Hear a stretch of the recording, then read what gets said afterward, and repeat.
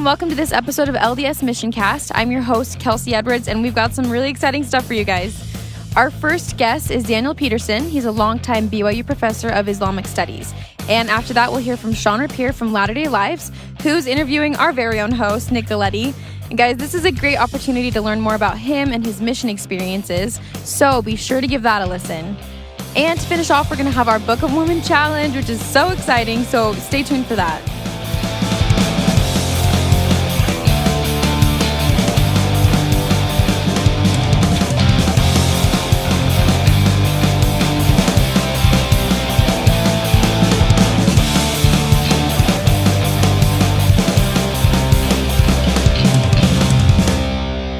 Our guest on this episode of the LDS Mission Cast is Dan Peterson, who is I would say, a special guest because he is a unique person in the church in the sense that you are a professor of Islamic Studies and probably the foremost individual on the Islamic traditions, but within the Mormon Church. Would that be fair to say? Well, it's not a very big club, so yeah, I'm certainly in that group. You're okay with that? Yeah.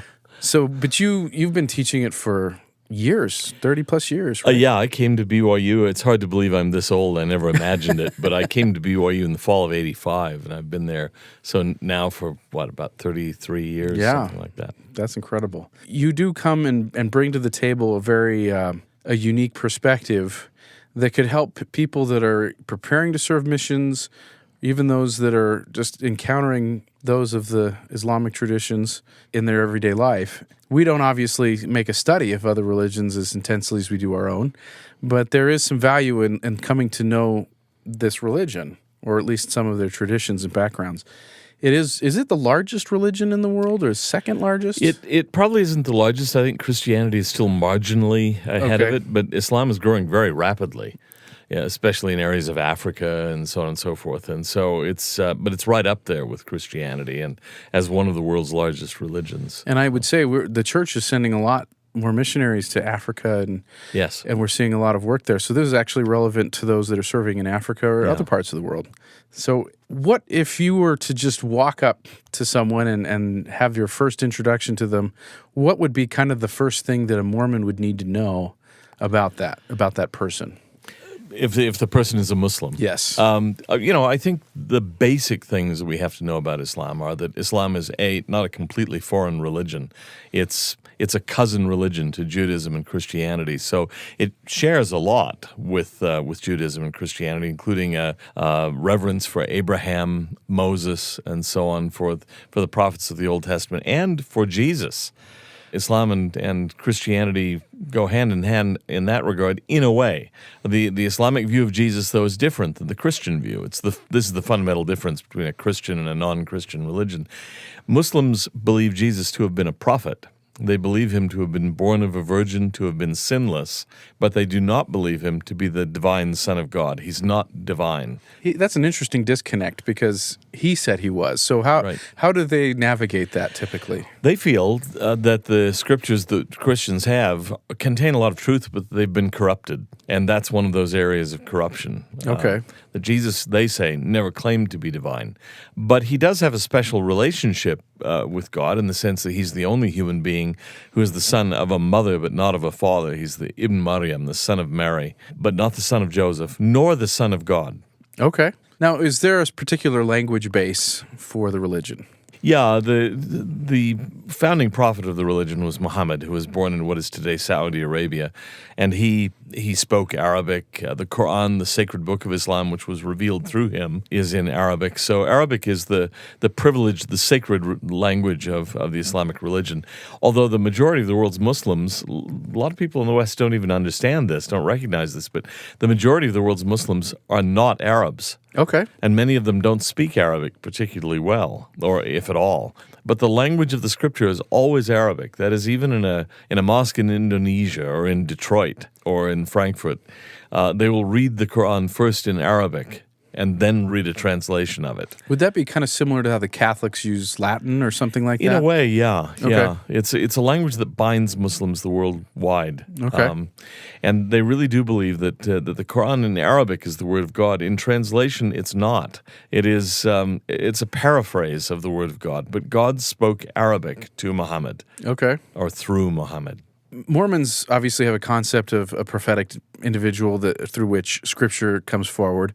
In what ways would Muhammad be different than, say, Joseph Smith? Are there differences that are easy?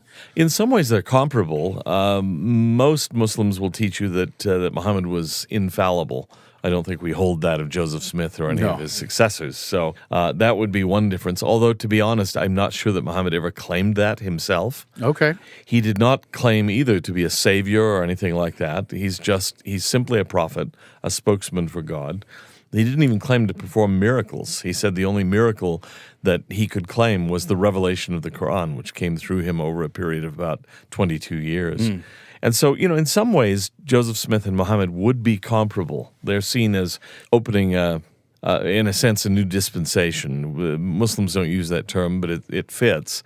And the Muslim view of history is rather like the Latter-day Saint view, which is that there have been successive revelations and then apostasies. Things have gotten gummed up, things have gone off the rails, and so God has to call a prophet to restore his original truth. And in the case of Muhammad, according to Islam, this is the final revelation, the last time this is going to be done. It'll be never taken from the earth again, and so on. So again, that sort of echoes a Mormon idea. The difference is, I'll tell you a story to illustrate one thing you should not do when you first meet a Muslim. Okay. Now, some would take it more easily than this fellow did. I remember in Switzerland on my mission, I tracked out a fellow in Zurich who was a Pakistani banker. And when he found out we were Mormons, he was thrilled. He'd heard about us. He really wanted to talk to us. That was not a reaction we got very often in Switzerland. Today, yeah. So I was excited. So he said, "Oh, come in. I want to talk to you. I want to ask you questions." Well, I'm thinking to myself, arrogant young, probably 20 at that point. I was thinking, oh, what a lucky guy he is, because I actually know something about Islam. I didn't know very much. Almost nothing. But I thought, well, what common ground can we emphasize? I thought post-biblical prophecy, a prophet after the close of the Bible. So I launched into that. I said, we believe in a modern prophet, Joseph Smith. And he said, do you mean after Muhammad? And I said, yes. And he said, oh, I'm sorry. And he was very polite about it. But there are no prophets after Muhammad. I'm going to have to ask you to leave. We hadn't even sat down. Oh, that and was I think quick. That was the single worst opening line I could possibly have come up with. Total failure of missionary inspiration. Now, maybe it was all right because we would have gotten to it anyway eventually, and this saved time. But, I'm not sure that every Muslim would react so absolutely that way. They might just be curious and say, well, tell me about it, and so on. But this particular fellow was so strict on that even though he was very nice, he just said, well, I'm sorry, I'm going to have to ask you to leave my apartment. Well, that brings up an interesting point, though, because when we're talking about knowing about Islam, that doesn't necessarily mean that we always have to make a point-for-point comparison of how they're similar. Right. And that can be a caution for a lot of religions, not just Islam, but there's more similarities than maybe most Latter-day Saints would realize. Yeah. So would you say that perhaps a way of going into it is to make sure that we understand they're actually very similar claims. We just place them in different people. Yeah, I think that's very true. If you mention to a Muslim Adam, Abraham, Moses, David, they're on board. They're on board. They believe in all of those people. They believe in Jesus as a prophet. He spoke for God, that he represented God, and so on. So we have a lot of common ground. And there are other areas of common ground that I would point to where it seems to me that Latter-day Saints differ from a lot of Christians in putting more emphasis on right behavior rather than orthodoxy in theology. I don't want to push that too far. It's not like we don't have beliefs that we need to accept and so on. But, when you go in for a temple recommend, they ask you what you do, what you don't do, so on and so forth. Not, okay, we're going to ask you to explain the relationship of Father, Son, and Holy Ghost. We have a panel of theologians here who will test you on that. We don't do that. Sure. But that's been the focus in Christianity. Islam and Judaism and Mormonism are more alike in the sense that we pay more attention to what you might call orthopraxy, right behavior, than in a sense to orthodoxy. We don't have theologians, we have historians, because God reveals himself somehow in the way prophets act, the things they do and say, the way we behave, the way the church manifests itself. We don't have theologians who spend a lot of time doing Greek philosophy and splitting hairs over the nature of angels or something like that. Sure. And so that's one area of commonality. One distinct area of difference that a lot of Latter-day Saints have a hard time getting their heads around is that there is no Muslim church. I've had people ask like me, a formal organization. Yeah, I've had people ask me, well, if Osama bin Laden was so bad, why didn't they excommunicate him? Well, because there's no communion to excommunicate him from. Islam is not organized. If you go into a town and you say, who's the head Mormon in this town, it's pretty easy to figure it out. It's the branch president or the bishop or the stake president or maybe the area president or something. But there's a clear chain of command. Same thing for the Catholics. It's the priest or the bishop or the archbishop. If you went into town and asked, who's the head Protestant in this town? That wouldn't work. Yeah, the question's meaningless. Well, there's Reverend Billy Bob, there's Pastor so-and-so, there's this guy at the Anglican or Episcopalian church, but they don't see each other as, that's my boss, I'm subservient to him. And that's the way Islam is, that one mosque is not necessarily subservient to another mosque. There's no Islamic pope or president or anything like that. But there are traditions that feel as if there is an organization guiding and maintaining those. What it is they're a set of classical books. Okay. Really, and all of the imams, the so-called ulama, they're called in Arabic, which literally means the knowers, the ones who know. Okay. And what they know is the books. And so it gives a great deal of uniformity to Islam. It's actually in some ways more unified than Christianity, but in many ways, I would say. But it doesn't have that organization. The unity is formed because all the leaders have been formed by reading the same books. A certain sort of canonical list, the Quran being the first, but then books of traditions about the prophet and books of law based on the prophet's precedents. And they've all read those. And so there's a great deal of uniformity across the Islamic world, but not organization in the sense that Mormons, we're really organized. Right. We just don't see how it works, but it does work. I'm curious then this question may seem a little off, and I hope it doesn't come across as insensitive, but it does feel sometimes, because I went to Istanbul, and there were mosques on every corner, kind of like people joke about churches here in Utah. But it does feel like there has to be someone that's guiding this and organizing it. And Muhammad was the guy in his time, but nothing ever came of that afterwards. There was no succession, and nor did they see a need for it. Well, there was. I mean, there was the institution of the so-called caliphate, the Khalifa in Arabic, or Khilafah, the caliphate, who was the successor of the prophet. But that's been, powerless for centuries and was formally abolished almost 100 years ago. Okay. People were really upset about it in the 1920s when Ataturk in Turkey abolished the caliphate. And then a lot of people realized, you know what, it actually doesn't make any difference at all because he hasn't had any power for at least 500 or 1,000 years. Okay. So big deal. He was kind of a symbolic head of the community, but nobody actually went to him for anything. The mosques are typically built in Muslim countries by the governments. Okay. Or by wealthy people. Sometimes I think in the Middle Ages you get the impression that it's a wealthy guy at the end of a life that was maybe a little dicey. He now realizes he's about to meet God. Buying his way. Yeah, time to build a mosque, do a few acts of piety. A lot of Christian churches were built for similar reasons.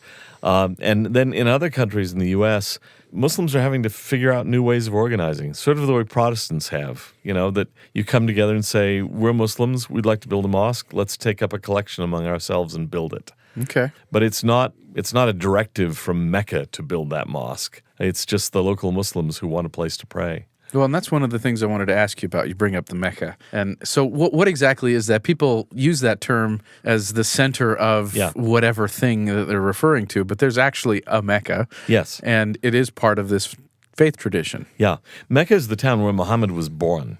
And became at a certain point in his ministry the sacred center of the Islamic world. There's a shrine in the center of Mecca called the Kaaba, which a lot of people have seen pictures of it, big black cube. Yeah.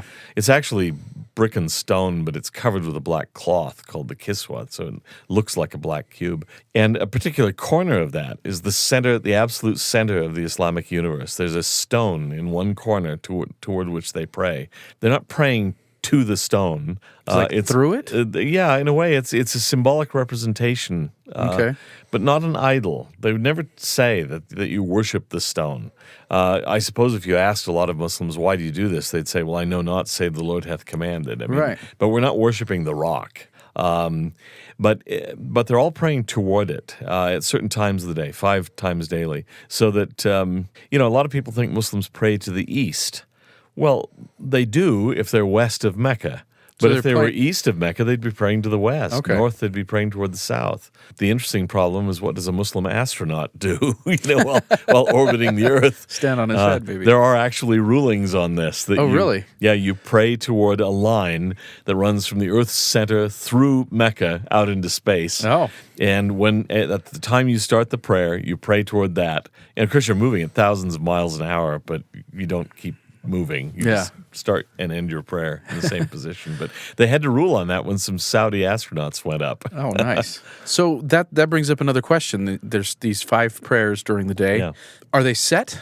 Yes, and it reminds me of a story, an incident that happened when I was living in Egypt. We had a member of our branch there who was kind of a high-up executive in a company there, and he had a driver, a Muslim driver, and they got along really well. And one day that he told me the story later that evening, I think. His driver said, well, it's time for prayer, and we've got a little extra time. Would you mind terribly if we put in by the mosque and I could do my prayers? And Friday noon, I think it was. And the Mormon guy said, sure, not a problem. I've got stuff. I'll sit out here in the car and read. But he said, would you say a prayer for me? And he said, the fellow looked at him like, what? What are you talking about?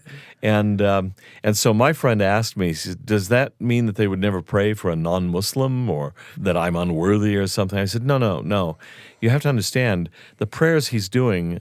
In a way, I don't even like using the word prayer. They are prayers, but they're liturgy. They're formal, set prayers. You recite certain things. You bow a certain number of times. They're not spontaneous. He's not praying for himself necessarily either during those 5 daily prayers. Now, they have another kind of prayer. That's called salat.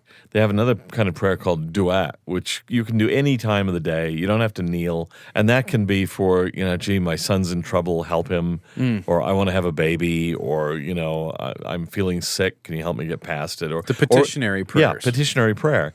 And it's called sometimes in English invocation. And that's one where you could pray for anybody you want, including a non-Muslim. No problem with praying for a non-Muslim. It's just that, the Muslim guy in this story just wasn't understanding even what the Mormon was asking. Yeah. Not understanding how little he knew about Muslim prayer. That this is more like going, well, would you recite Mass for me? Right. Well, no, I can't. That's not what it is. It's not what it is. Yeah. So what are those 5 times during the day? Well, they pray in the morning, they pray at noon, the afternoon, in the evening, and at night. Is it a set time? Or? Yes. Okay. But you have some flexibility. If you're in a car or something, then you can do it a little bit before, a little bit after. And then if you miss the prayer altogether, if you're just in some situation where you can't, then you can make up that number of prayers at some other time. The only times you cannot pray, they don't allow you to pray strictly under Islamic law. You may not pray exactly at sunrise or exactly at noon or exactly at sunset. And the only basis I can think of for this is they don't want it ever to be thought that they're worshiping the sun at the sunrise, the sunset, or meridian. So you can pray a minute afterwards or a minute before, but you shouldn't pray right at those times. When we talk about it, the faiths, there's always the question of soteriology, the basis of salvation that they carry. What's salvation? Salvation is not so very different in Islam from a basic Christian view. There's heaven and hell. There are actually darajat, or degrees, in heaven. Some people will be closer to God than others. And so it's kind of interesting from a Mormon point of view. There is a literal physical resurrection. We will be brought before God and judged, and then told which destination is ours. They believe that God will save us according to our works. And yet it's not a salvation by grace sort of scheme. The idea is that if you try to be righteous, God will reward you 1,000 times more than your works deserve. But if you are evil, He'll give you what your works deserve, and that will be really miserable. Although a lot of people have talked about Islam as teaching a God of justice, And you could certainly argue that. Every chapter of the Quran except one, nobody knows why it doesn't, but every chapter of the Quran except one begins with, in the name of God, the merciful, the compassionate. And there's a lot of emphasis on his grace, his mercy, that if you try to live according to the rules, then you'll be given paradise. Well, what's God? Who is God in that? Is he embodied? You know, my feeling is that the earliest Islamic view of God was that he was embodied. Okay.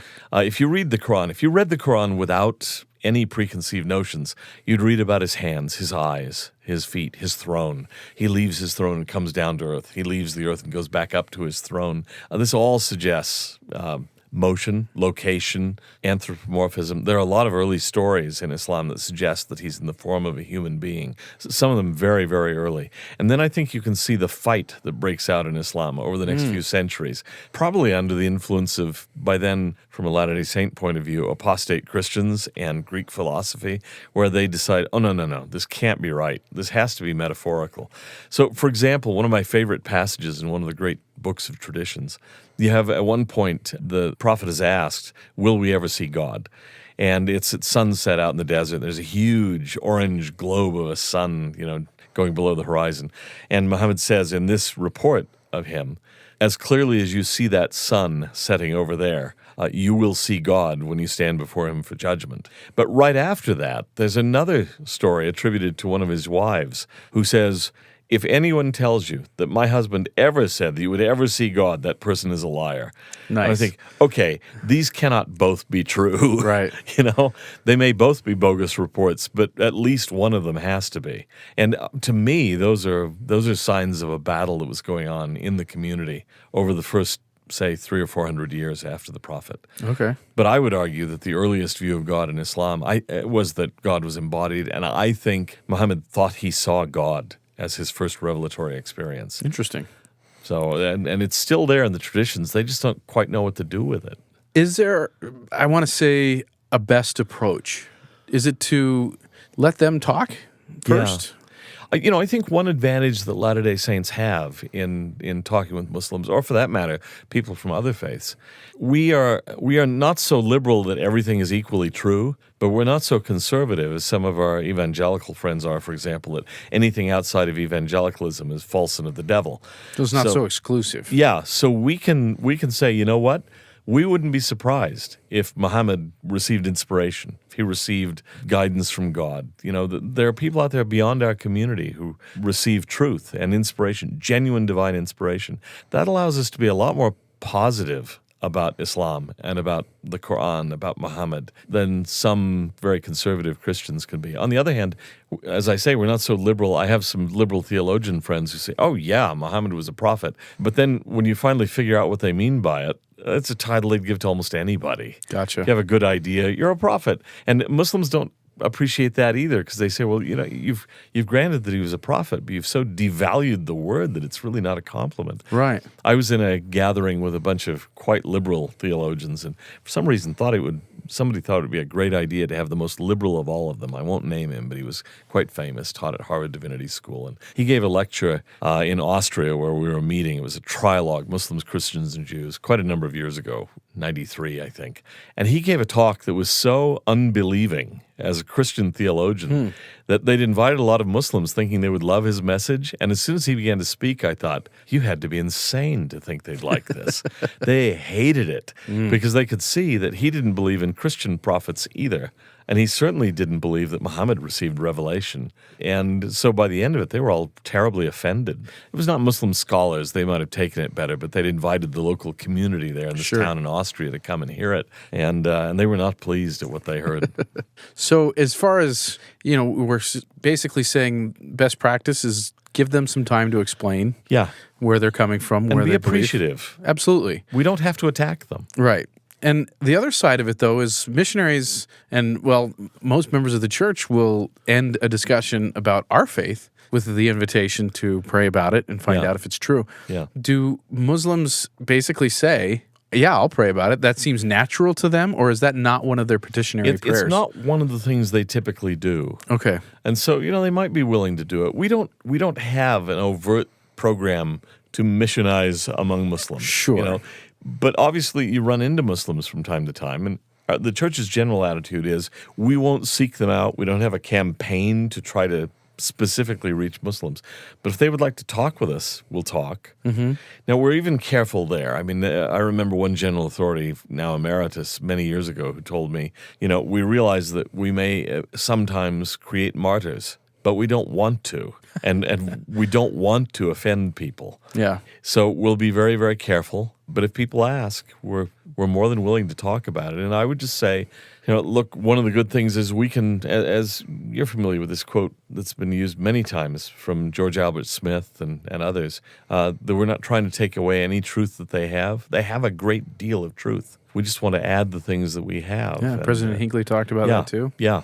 And so we don't have to tell them, jettison Muhammad, you have to learn to hate him. I see some evangelical works trying to reach Muslims that basically say, look, you have to understand and recognize Muhammad was a false prophet, an agent of the devil, and so on. That's not a very good approach because respect for Muhammad is bred in the bone for Muslims. They are very upset whenever you badmouth him, attack him, mock him, so on. And the nice thing is Latter-day Saints don't have to do that. Right. We're under no obligation. In fact, the church offered a statement back in 1978. The First Presidency put it out under President Kimball, paying tribute to Muhammad and several others as having received a portion of God's light. Yeah. We have a very positive view toward him and other religious leaders. Is there anything that you would say also that's maybe a myth that we should debunk and get rid of that might also hinder communication?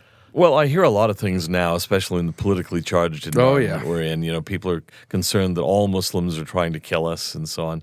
And, I'm not Pollyanna. I don't have rose-colored glasses on. I recognize there are crazies out there. There are fanatics, ISIS or Daesh, and groups like that are just evil, nihilistic thugs. But the vast majority of Muslims are not like that. And I have people call me every once in a while and they want to know, well, there's a mosque being built in my neighborhood in California. Should I be concerned? And my answer is no. It's possible that the imam of the new mosque will be a fire-breathing loon, but the odds are against it. And I say the only thing you should be concerned about is that you might miss the open house invitation. There you go. They're like Mormons. They'll put on an open house. They'll have food. You'll have a great time. Be sure you go. And it'll be an asset to your community, probably not a detriment. So my feeling is get over this notion that they're scary, that it's foreign. I mean, people think that about us too. Sure. And one of the best things that we can do sometimes is just to get people into one of our chapels or into one of our meeting houses and they realize, oh, this isn't dark and evil, Yeah. It's just an ordinary place, and these are nice people. You find that with most Muslims, too. And the things that create the misunderstandings are distance. You can dehumanize people you don't know. Yes. But if you get to know them, there will, obviously be some crazies and some fanatics and so on. But the vast majority, no. And if they're in your PTA or in your neighborhood or working in your office, get to know them. Yeah. Invite them over to dinner. They'll probably reciprocate, and you'll get some really good food again. Love that food. Yeah, they have some great stuff. Excellent. There's probably so much more we could go over, but this has been a really good primer to kind of get in some other things. Is there anything else that maybe we need to hit on before we close up? I would just say that in a lot of areas, I think we can actually make common cause with Muslims, even if they don't convert. We see many things, in similar ways. They're concerned about building good communities, where it's safe and where the morality is high. And their view may be a little different than ours, but even, you see women wearing the hijab or the head covering. It's not so radically different from what we sometimes think. They're talking about modesty. Just being good people and not selling out to the spirit of the age, which is oftentimes very foreign. If you listen to a lot of Muslims talk about what they don't like about the United States, when you hear that kind of talk, many things they love about the United States. Many of them are coming to the United States, but their complaints will be the same sorts of things you're going to hear often in general conference. Materialism, neglect of family, focusing on the wrong things, having too little time for God, not thinking about what we're really here for. In other words, we're really on the same page on a lot of those sort of practical issues. Yeah. We can be friendly with them and make common cause on community issues and join together for charitable activities and things like that. Excellent. Well, thank you very much for coming in and sharing some of your expertise and some suggestions that I know just about everybody could probably use in dealing not just with those of the Islamic faith and traditions, but really any. Give time for them to explain where they're at and come to understand one another. Yeah, the rules really aren't so different for Muslims than they would be for Buddhists or whoever else it is that happens to be your neighbor or your office mate or somebody you're working with in a community organization. Just get to know them. Listen. If you show them that respect, they're more inclined to listen to you. If you come in just preaching, that may turn them right off, as it would us. Yeah, absolutely.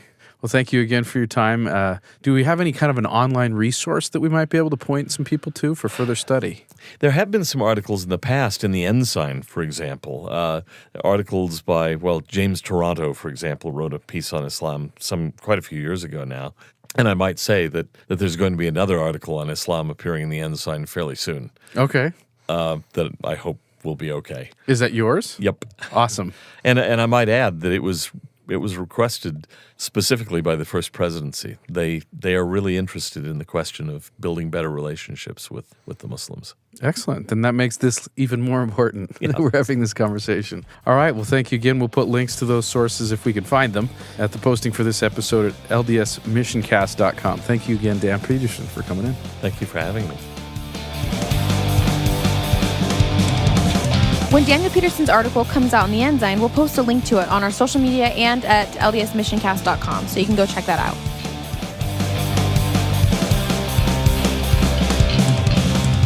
Hey, it's Sean Rapier once again with the Latter-day Lives podcast, and this week I had the most exciting guest on the show. It's actually the host of the LDS Missioncast. We were talking about the launch of this podcast. Nick Galieti, your host, is my guest this week. So, Nick, you get to be kind of in a different role sitting on the other side of the table. Kind of weird. Kind of strange, right? Yeah.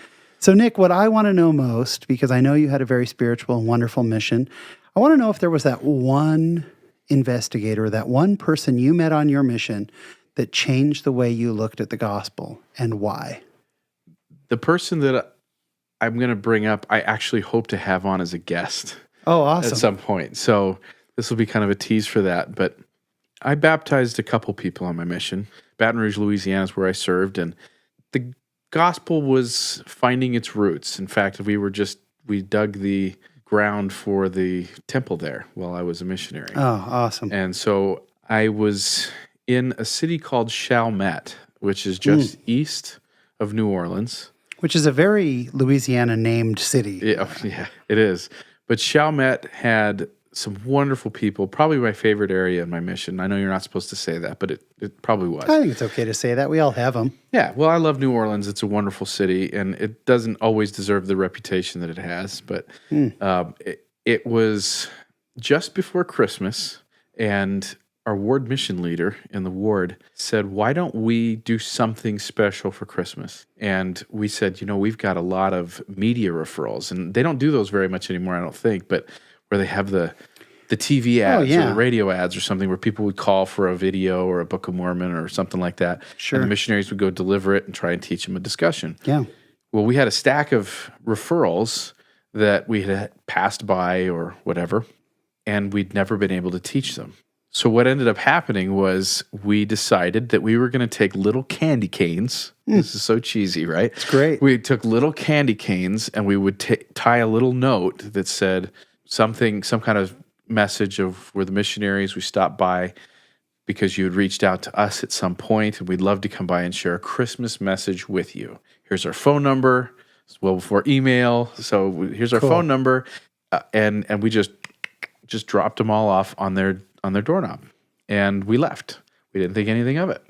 And we got a phone call a day or two later from a woman, Mary Meneses. And that name clicked because we'd gone through these referrals, and we're like, oh yeah, I remember that. Sure. And she called up and she said, actually, I'm a member of the church. I haven't been going to church a lot lately, but I saw the ad on the TV, and I would love to have the missionaries come by. Awesome. So then she said to talk to my husband. And so we're like, okay. So we were very happy that these candy canes actually had some impact. And so we went over to their house. And because she had been a member, she had her own set of scriptures. So it wasn't like we really needed to bring a Book of Mormon per se. In fact, her father, who was active, had given her husband, Todd, an old set of his scriptures. So he had a Book of Mormon, a Doctrine and Covenants, a Pearl of Great Price. Awesome. And so we walked into this going, well, this is unusual. We don't normally have this. And we taught Todd the first discussion, which back then we did the discussions. Sure, the 6 discussions. And so if you remember this, at the end of the first discussion, you commit them to read certain passages from the Book of Mormon. Yeah. And then pray about it. Moroni's challenge. And we said, we'll come back in a week after you've had a chance to do that, and we'll see where we go from there.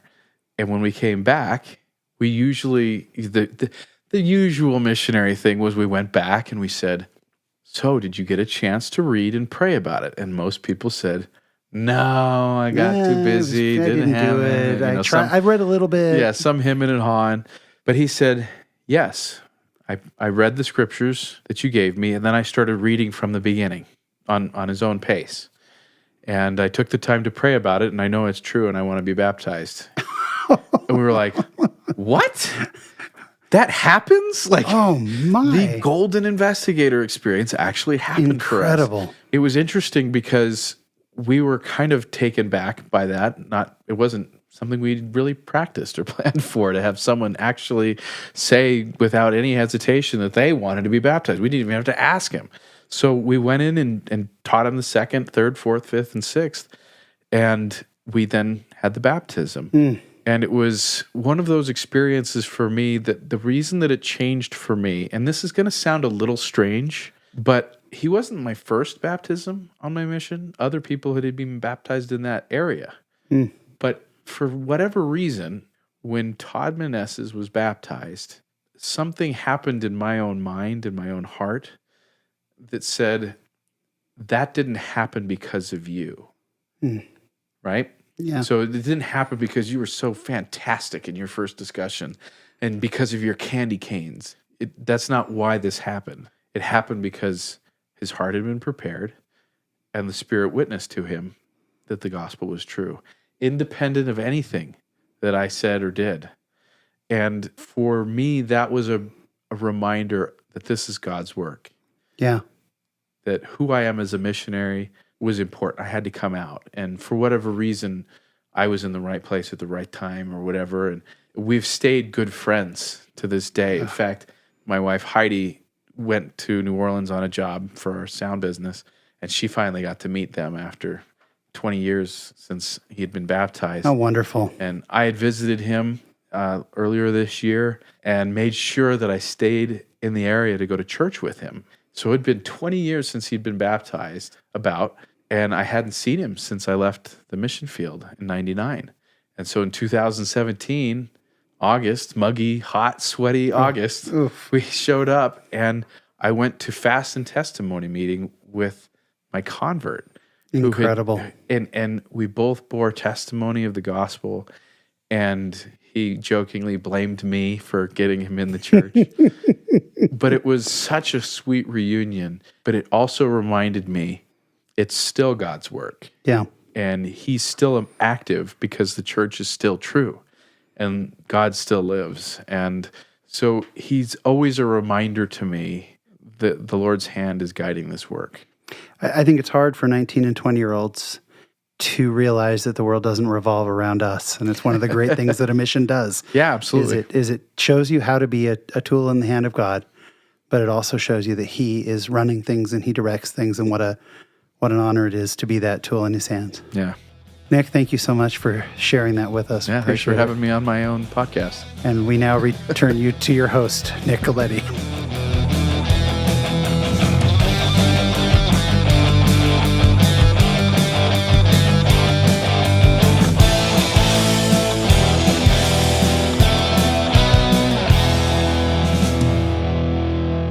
I want to thank Sean Rapier for his interview of me and for taking that time. It's kind of an unusual position for me, but, well, there it is. So here now is our Book of Mormon Challenge segment. last week's episode, I should say, I started things off by being the first to do a Book of Mormon challenge for the LDS Mission Cast, and I wanted to report on how it went. So I had decided that the best thing that I should do, and it ends up being kind of fitting and proper considering our intro to Islam kind of theme that we've got going here. I have a neighbor who is from Iraq, and his wife took the missionary lessons for a little bit and was going along quite well in those missionary discussions. He had been supportive of her, but had not shown interest himself in taking the missionary lessons. And so I decided that it was my time to invite him to at least read the Book of Mormon. And he speaks English and reads English, but he's certainly much stronger in Arabic. And so I went to the distribution center and picked up a copy of the Book of Mormon in Arabic. And so I went next door and gave my neighbor a copy of the Book of Mormon. We'll see what happens from there, but you'll see pictures. If you've never seen an Arabic Book of Mormon, there's pictures of it at ldsmissioncast.com. We have a special page just put up for the Book of Mormon Challenge. It's there on our webpage, and we'll put a link to it at the posting for this episode. But we're going to keep a list of all the people that we then challenge and where they live in the world and so on. And my picture of me holding the Book of Mormon I handed out is up there. And now I get to issue a challenge to someone else. And I'm going to go ahead and challenge my co-host, Kelsey Edwards, to pick up a copy of the Book of Mormon, whatever language, and find someone to hand that Book of Mormon to, and then to issue the challenge to someone else, and we'll keep it going. So stay tuned for follow-ups on how the Book of Mormon challenge is going. And just in case you're curious, you don't have to wait until you're challenged to hand out a Book of Mormon. So please take the time to find or pray about someone who might be ready to hear the gospel message as brought forward through the Book of Mormon. Thank you so much for listening. Check in every week with us because we have some awesome interviews coming your way. And also be sure to like us on Facebook so you can follow what's going on. Follow us on Instagram and Twitter and stay in touch, and we'll see you soon.